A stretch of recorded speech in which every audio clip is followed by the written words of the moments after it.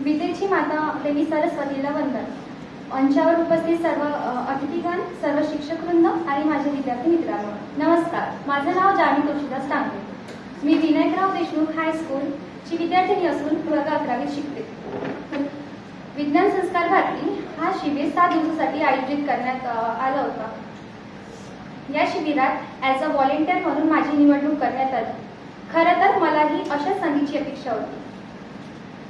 या शिबिरात शिकवताना व शिकताना खूप मजा आली. अनेक गोष्टी नवनवीन शिकायला मिळाल्या, त्याबद्दल माहिती मिळाली.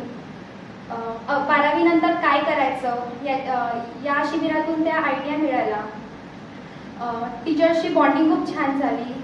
पेन व वही याला सोडून वेगवेगळ्या गोष्टीतून पण अभ्यास शिकायला मिळाला व त्यातून आम्हाला एन्जॉयमेंट पण करता आली. जेव्हा या शिबिराची माहिती आमच्या मॅडमनी आम्हाला दिली तर मला असं वाटायचं की या शिबिरात सहभागी व्हायचं की नाही. मला असं वाटायचं की मी आपला वेळ तर वाया नाही घालताय, काय करणार शिबिरात सहभागी होऊन.